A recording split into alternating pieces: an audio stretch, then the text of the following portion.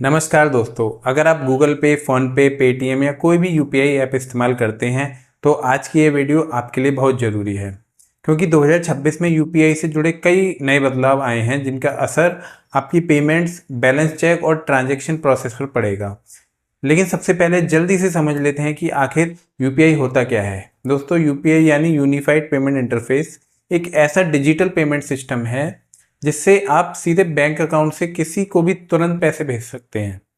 UPI की मदद से क्यूआर कोड स्कैन करके पेमेंट होती है, मोबाइल नंबर से पैसे भेज सकते हैं और बैंक अकाउंट इंस्टेंटली कनेक्ट हो जाता है। इसलिए आज इंडिया में लगभग हर कोई यूपीआई इस्तेमाल कर रहा है। लेकिन जैसे जैसे यूपीआई का इस्तेमाल बढ़ रहा है, वैसे वैसे सर्वर लोड, फेल्ड पेमेंट्स और फ्रॉड भी बढ़ रहे हैं।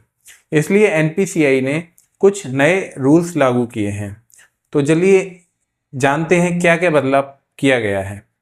पहला बदलाव, अब आप दिन में अनलिमिटेड बार बैलेंस चेक नहीं कर पाएंगे।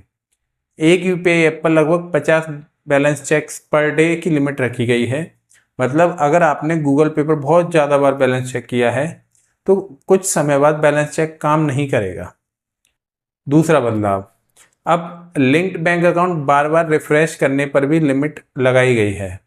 लगभग 25 बार पर डे अकाउंट रिफ्रेश कर पाएंगे केवल। तीसरा बदलाव, अगर कोई पेमेंट पेंडिंग हो जाती है तो आप अब उसे बार बार रिफ्रेश नहीं कर पाएंगे। पहली स्टेटस चेक लगभग 90 सेकंड बाद करनी होगी।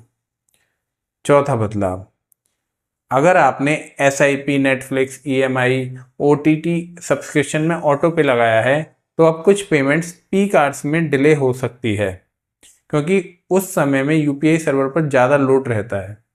पांचवा बदलाव, अगर कोई नया यूपीआई अकाउंट बनाता है तो शुरुआती 24 घंटे तक लो ट्रांजैक्शन लिमिट लग सकती है।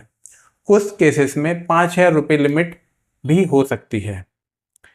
छठा बदलाव, अब पेमेंट भेजने से पहले receiver name, UPI ID, merchant details ज़्यादा क्लियरली दिखाई जाएगी ताकि गलत अकाउंट में पैसे भेजने का रिस्क कम हो।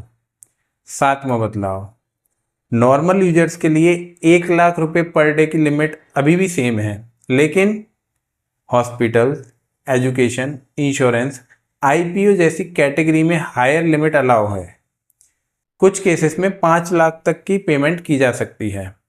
आठवां बदलाव, अब फेक कलेक्ट रिक्वेस्ट रोकने के लिए एनपीसीआई क्यूआर पेमेंट्स और वेरीफाइड पेमेंट्स को ज़्यादा प्रमोट कर रहा है ताकि फ्रॉड कम हो सके। तो दोस्तों, 2026 में यूपीआई पहले से ज़्यादा सिक्योर, फास्ट और स्मार्ट बनाया जा रहा है और आने वाले समय में यूपीआई में भी और भी बड़े बदलाव देखने को मिल सकते हैं। अगर आपको ये वीडियो पसंद आई हो तो लाइक ज़रूर करें और ऐसे ही अपडेट्स के लिए चैनल को सब्सक्राइब करना मत भूलिए। धन्यवाद।